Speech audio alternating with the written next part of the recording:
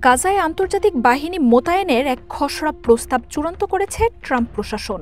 অনুমোদনের জন্য এই প্রস্তাব জাতিসংঘের নিরাপত্তা পরিষদে উত্থাপন করা হবে।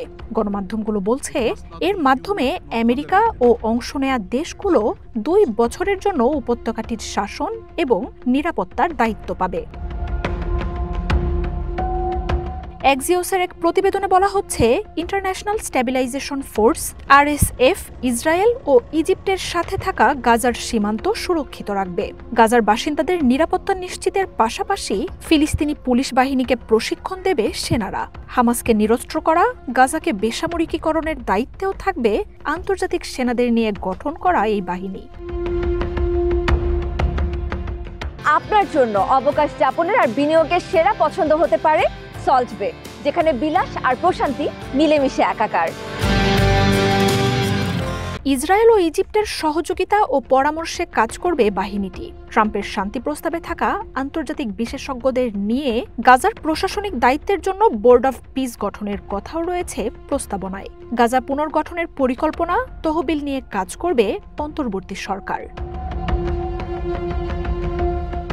জানুয়ারিতেই গাজায় আন্তর্জাতিক বাহিনীর সেনা মোতায়েনের পরিকল্পনা রয়েছে ওয়াশিংটনের। অংশীদার দেশগুলোর সাথে খসড়া প্রস্তাব নিয়ে আলোচনা শুরু করেছে ট্রাম্প প্রশাসন।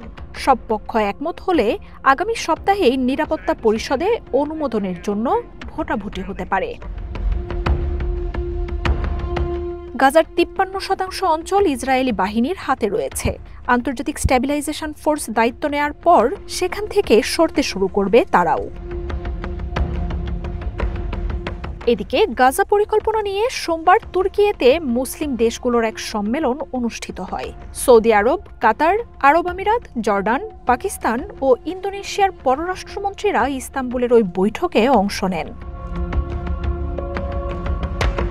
গাজায় আন্তর্জাতিক বাহিনীতে তুর্কির সেনাদের অংশগ্রহণের যে কোনো সম্ভাবনা বাতিল করে দিয়েছে ইসরায়েল। তবে সম্মেলন শেষে তুর্কির পররাষ্ট্রমন্ত্রী হাকান ফিদান জানিয়েছেন, গাজায় কোন দেশের সেনারা যাবে তার সিদ্ধান্ত নেবে চুক্তির অংশীদার দেশগুলোই।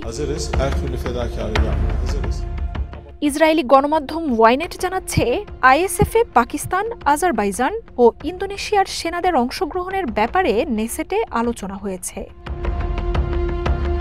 মার্জিয়া উপমা, ওয়ান ইন্টারন্যাশনাল ডেস্ক।